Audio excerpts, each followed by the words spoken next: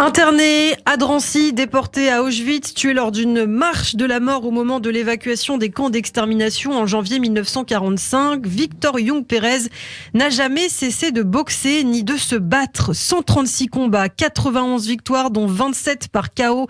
Champion du monde des poids mouches. Ce matin, nous avons décidé de rendre hommage, donc vous l'aurez compris, à un des plus grands boxeurs juifs du XXe siècle. Nous, Radio J, mais aussi la France, puisqu'hier, la ville de Paris, en son souvenir, a voté à l'unanimité l'attribution d'un gymnase parisien nommé Victor Young Pérez. Une inauguration qui avait lieu donc ce lundi 24 janvier 2022 en présence entre autres de la maire de Paris, Anne Hidalgo, et de nombreuses autres personnalités.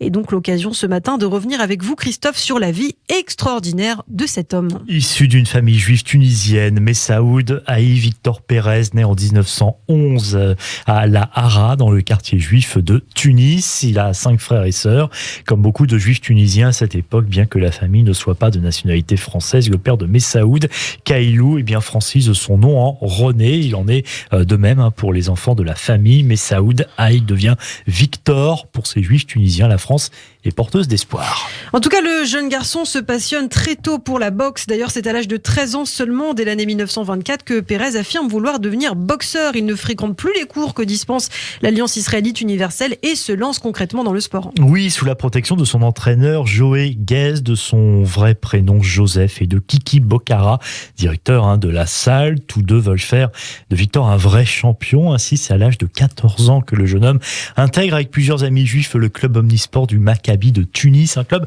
réputé qui forme à l'époque de nombreux athlètes, dont entre autres les footballeurs de l'Union sportive tunisienne et quelques nageurs.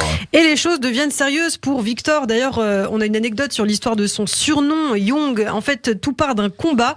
Un jour, chacun des membres de son groupe d'amis boxeurs choisit le surnom qu'il portera en tant que boxeur.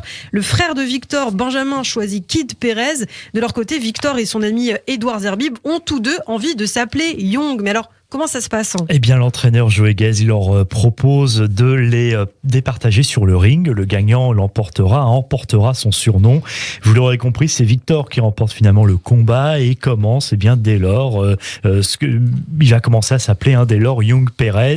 Il faut dire que Joe Guez est véritablement un mentor pour le jeune boxeur. Pour l'entraîneur, son petit protégé peut aller loin dans la catégorie des poids mouches.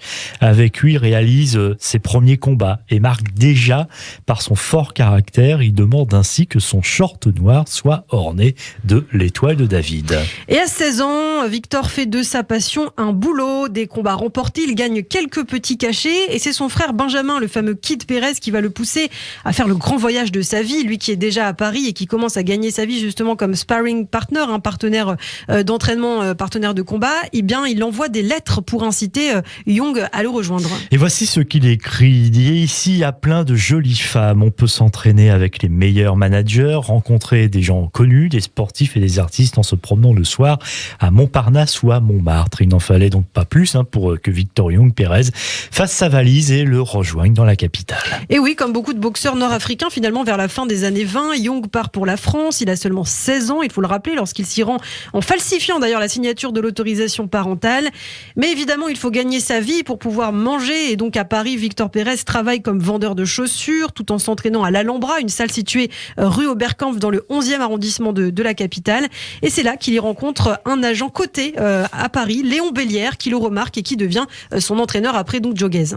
À l'âge de 17 ans, il signe son premier contrat et livre son premier match professionnel contre un jeune Italien au Central Sporting Club, rue du Faubourg Saint-Denis. Il gagne, nous sommes là le 4 février 1928. Victor est tout jeune, mais ce match est décisif et va le pousser à poursuivre les combats. Si beaucoup seront faits d'échecs pour Victor Young Pérez, la presse spécialisée le considère vraiment comme un espoir à suivre et elle n'aura pas tort puisque c'est en 1931 que le boxeur va remporter une série de victoires. Et oui, énormément de victoires, on ne pourra pas toutes les citer. En tout cas, le 11 juin 1931, il affronte Valentin Engelmann pour le titre de champion de France. Le match qui a lieu à la salle Wagram dure 15 rounds. Young Pérez, parti favori, remporte le match au point et devient le nouveau champion de France, donc des poids mouches. Une victoire qui va susciter d'ailleurs, Christophe, l'enthousiasme du milieu sportif. Et peu après, le jeune juif va battre le Belge Nicolas Petit-Biquet, devenant par conséquent champion d'Europe de sa catégorie. Une véritable carrière de champion est donc donc lancé.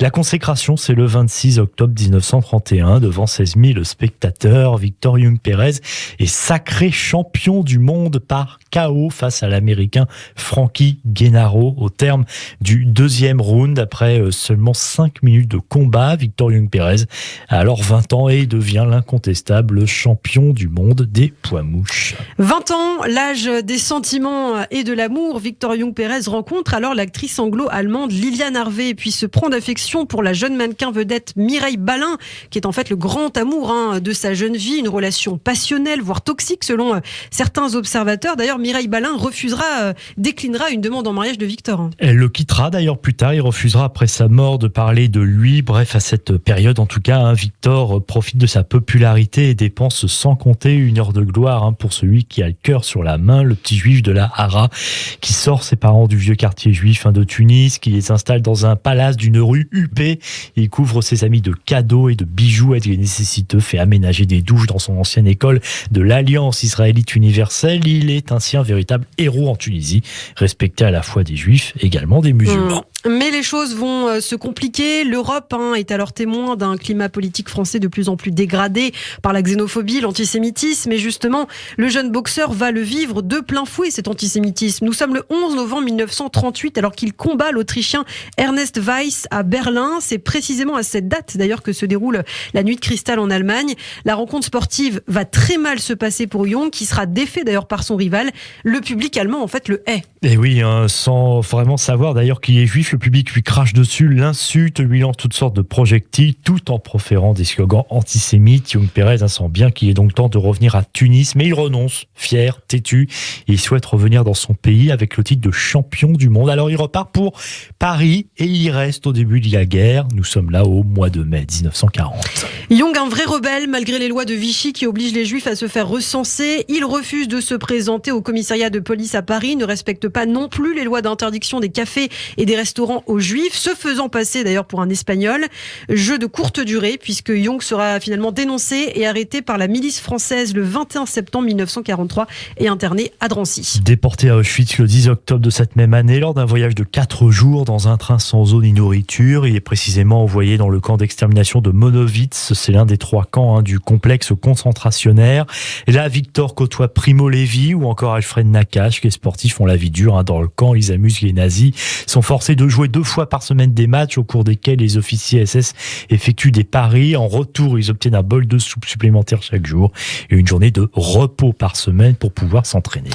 Les matchs sont cruels pour ces déportés juifs. Il faut le rappeler, le gagnant de chaque match a droit à une ration de viande et de soupe, tandis que le perdant est exécuté. Pérez gagne toujours toutefois, même lorsqu'il doit affronter des boxeurs plus grands et plus lourds que lui. Et parmi eux, on retrouve de nombreux gardes SS. Et oui, au total, Victor va survivre dans ces conditions presque 1 an et demi à Auschwitz. Le 18 janvier 1945, il est l'un des 31 survivants des 1000 déportés du convoi numéro 60. Il participait à l'une de ces marches de la mort qui suivent l'évacuation du camp. Et le 22 janvier, affaibli par les conditions difficiles, il est abattu d'une rafale de mitraillette par un boxeur SS qui l'avait affronté dans le camp. Il avait 34 ans. Aujourd'hui, le nom de Victor Young Pérez est synonyme de résistance, de force. Beaucoup de monuments et de plaques commémoratives portent son nom d'ailleurs. Depuis également, beaucoup d'œuvres littéraires ont été publiées sur sa vie, des livres, des bandes dessinées, des films. En 2013 notamment sort Victor Young Pérez, film de Jacques Wanisch où le rôle principal est tenu par le boxeur Brahim Asloum avec Steve Suissa. Si vous souhaitez en savoir plus, vous pouvez également regarder le documentaire Young et moi réalisé en 2015 par Sophie Naoum avec Tauber Sisley.